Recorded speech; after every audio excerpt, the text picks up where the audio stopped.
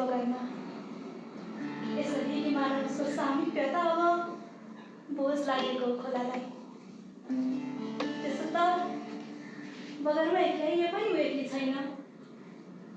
आखिर खोलाबाट छुट्टिएर नै उसले संसार देखेकी छ।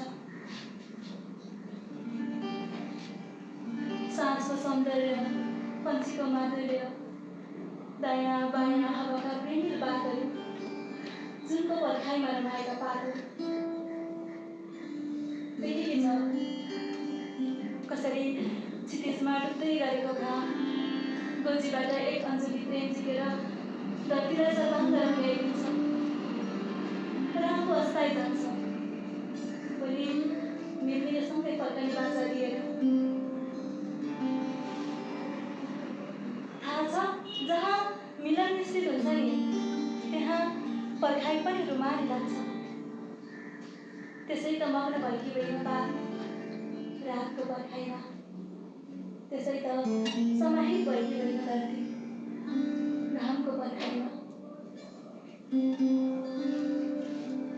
एउटा अकथित पर्खाइ यहाँ बालुवाको पनि छ। कति प्रश्न छन् खोलासँग र पनि बोल्दिन।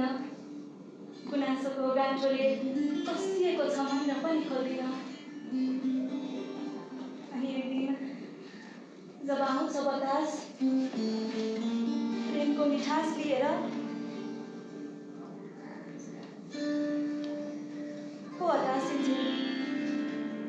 आखिर यतिका समय खोलामै हराएर रमाएकी हुँ। यसरी चटक्कै मन मारेर त कहाँ जान सक्दिन। त्यसैले त उसले पर्खाइ रोजेकी छ। मौनताको उसिलो पछ्यौरीमा लुटपुटिएर निहालिरहन्छ खोलालाई। सायद खोलामा आफ्नो अस्तित्व खोजेकी छ।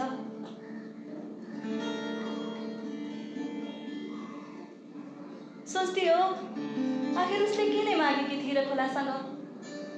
खोला प्रचण्ड वेगमा हुँदा पनि त हात समाएकै थिए। कतै थामिएर प्रेम दर्शाउँदा रमाएकै थिए।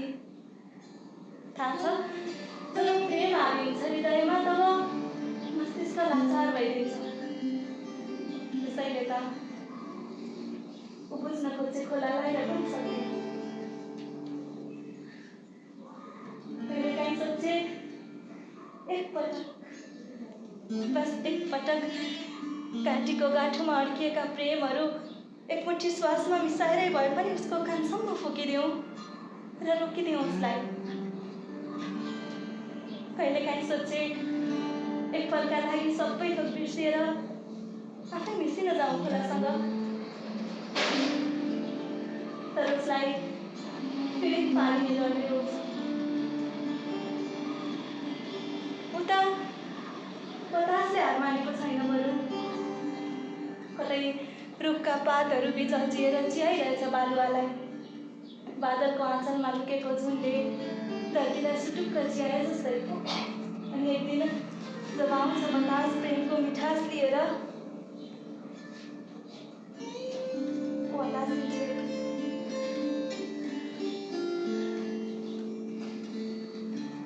सोच्छ बालुवालाई।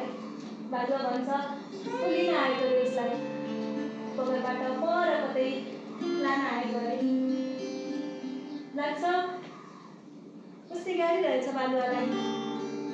कतै बगैँचाबाट चोरेर ल्याएको मखमली सुवासले त कतै सुस्केरामा बाँधेर ल्याएको सङ्गीतमय मधुर आवाजले। लाग्छ अब त सुन्दर लाग्न थालेको छ बालुवालाई। बतासको आगमन कुनै रुखो मौसमको वसन्त जस्तै, शिशिर पन्छ्याउँदै आएको त्यो वसन्त जस्तै। आखिर बतास कणकणमा फगत मिठास लिएर आएको छ। मानौ एउटा अलौकिक प्रेमको आभास लिएर आएको छ।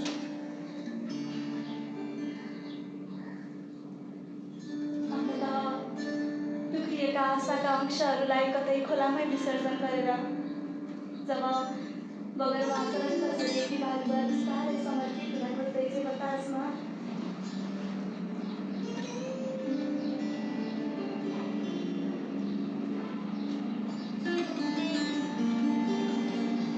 तब